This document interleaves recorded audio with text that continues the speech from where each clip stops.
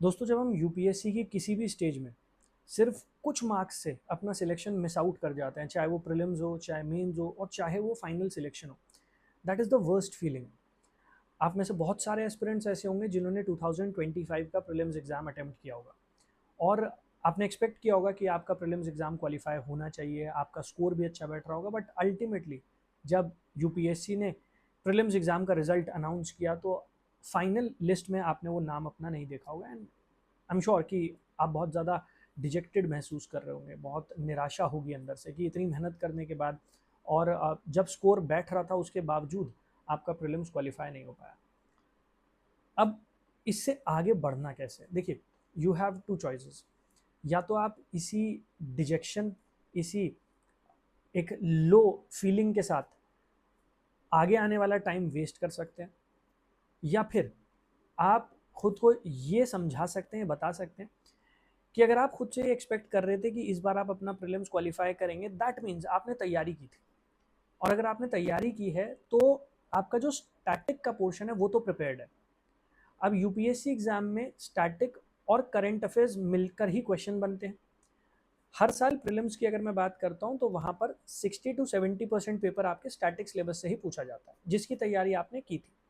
Unfortunately आप prelims को qualify नहीं कर पाए। अब आपको ये समझना है कि आप ऑलरेडी 60 to 70% प्रिपेयर्ड हैं। अगले साल भी जो क्वेश्चन पूछे जाएंगे वो polity, history, geography, economy, environment, science, इन्हीं से पूछे जाएंगे और ये तो आप ऑलरेडी कवर कर चुके हैं।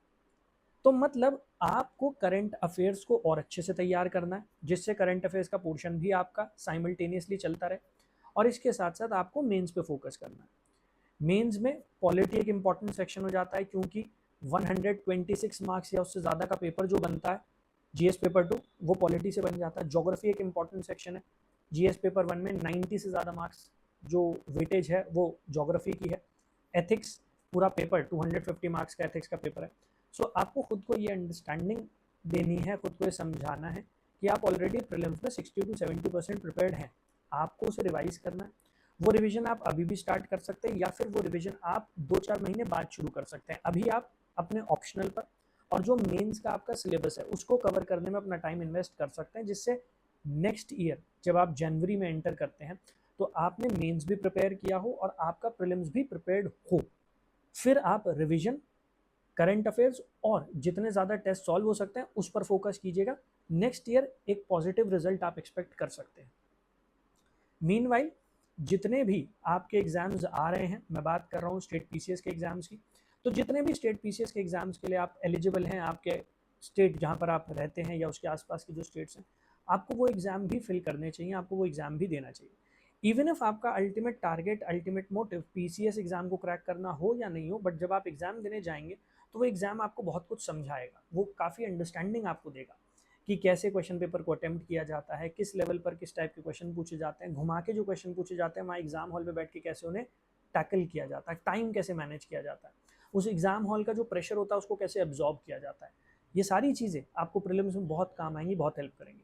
अगर आप स्टेट पीसीएस का प्रीलिम्स क्वालिफाई करते हैं और मेंस लिखने जाते हैं तो वो जो मेंस में आप वहाँ पर प्रैक्टिस करेंगे वही आपको हेल्प करेगी आगे चल के यूपीएससी के मेंस में। तो ये गलती मत कीजिएगा कि आप उसी डिजेक्शन में बैठे रहें, उसी लो फीलिंग के साथ आगे आने वाला टाइम जो है अपना वो वेस्ट कर दें।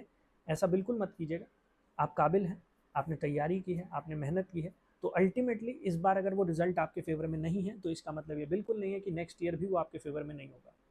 डेफिनेटली एक पॉजिटिव रिजल्ट अगले साल आप एक्सपेक्ट कर सकते हैं और आपको करना चाहिए क्योंकि आपने मेहनत की है।